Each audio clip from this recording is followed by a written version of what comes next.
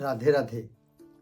अब हमारे यहाँ मकर संक्रांति का पावन पर्व आने वाला है और ये मकर संक्रांति है कब? 2025 में। और इसका शुभ मुहूर्त क्या है और इस दिन हम लोग जो खिचड़ी खाते हैं ये क्यों खाई जाती है और वैज्ञानिक दृष्टि से क्या महत्व है, इस दिन हमको क्या करना चाहिए, क्या नहीं करना चाहिए, इन्हीं बातों के बारे में आज हम वार्ता करेंगे और जो है समझेंगे।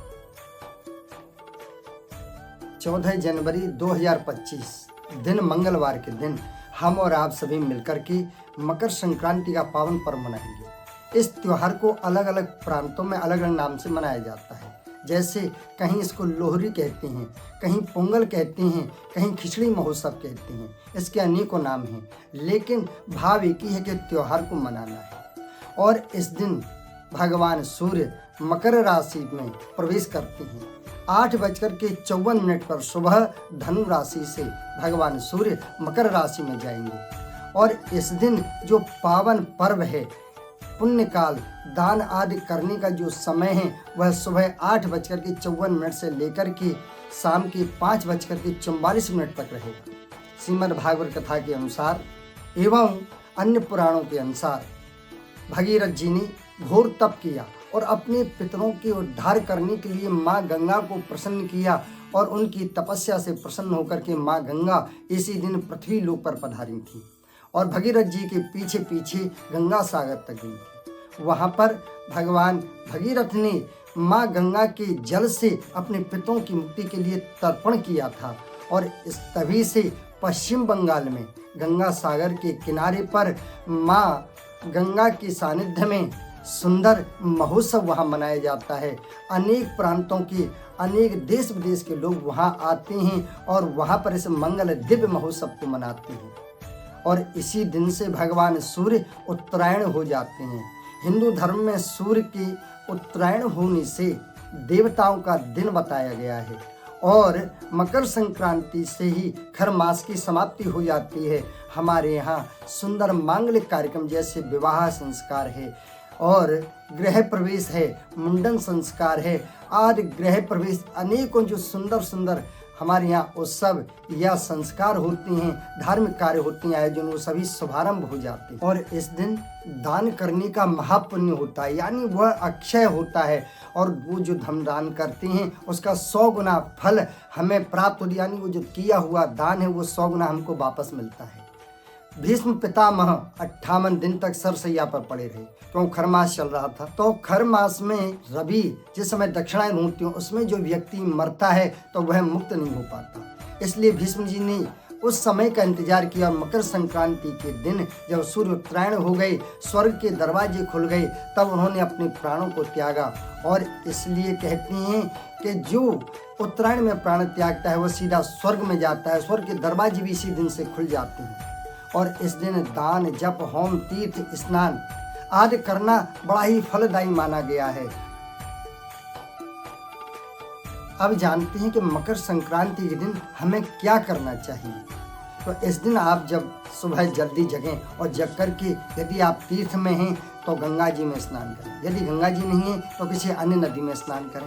और यदि आप वहाँ भी नहीं अपने घर पर हैं तो प्रातःकाल जगें और जगने के बाद जो जल है उसमें गंगा जल मिलाएं, थोड़े से काले तिल डालें और डालने के बाद आप स्नान करें और माँ गंगा का ध्यान करते हुए आप स्नान करेंगे तो गंगा जी के स्नान का फल प्राप्त हो जाएगा। इस दिन गाय के घी में सफ़ेद तिल मिला करके और लक्ष्मी जी का होम करना चाहिए, श्री सूक्त से या लक्ष्मी जी के 1008 नाम से। अगर आप ऐसा करते हैं तो आपके घर में लक्ष्मी जी स्थिर हो जाती हैं, धन की वृद्धि होती है। और पितरों की प्रसन्नता के लिए मकर संक्रांति पर पितरों का तर्पण जरूर करना चाहिए। इससे पितर प्रसन्न होते हैं और वंश की वृद्धि करते हैं, घर में खुशहाली आती है। इस दिन आप तिल, मूंग की दाल की खिचड़ी या उड़द की दाल मिलाकर के खिचड़ी बना करके खा भी सकते हैं और दान भी कर सकते हैं। अब जानते हैं कि हमें इस दिन करना क्या नहीं चाहिए। मकर संक्रांति के दिन विशेष करके ध्यान रखें। बहुत से लोगों को आदत होती है सुबह जल्दी जग जाते हैं और जगते ही उनको बेड टी की आदत होती है, लेकिन उस दिन आपको ऐसा भूल के भी नहीं करना है। तो उस दिन आपको सबसे पहले जगना है और जग करके स्नान करना है। स्नान करने के बाद में यहीं आप जो है भगवान की पूजा करें। गणेश जी महाराज की पूजा करें और उसके बाद में दान आदि करें, तभी आप चाय, बिस्कुट, स्नैक या नाश्ता वगैरह जो भी आप लेते हैं वो तब लें। और इस दिन आप किसी भी प्रकार का नशा तो भूल के भी ना करें, जैसे गुटखा है या सिगरेट है या अन्य भी चीज़ों का जो नशा करते हैं, आप सब लोग जानते ही हैं। तो ऐसी कोई नशीली वस्तु का सेवन भी नहीं करना चाहिए। और इस मकर संक्रांति के दिन यदि आपको कोई भिखारी दिखाई दे या कोई साधु आपके दरवाजे पे आ जाए, कोई भिक्षुक, कोई मांगने वाला आपके सामने पड़ जाए और आपसे याचना करे, तो उसको खाली हाथ आप भूल कर भी न जाने दें। यदि आप ऐसा करोगे तो आपके सारे पुण्य लेके वो चला जाएगा। तो आपको करना क्या है, उसे कुछ ना कुछ दें और देने के बाद उसको हाथ जोड़ करके विदा करें।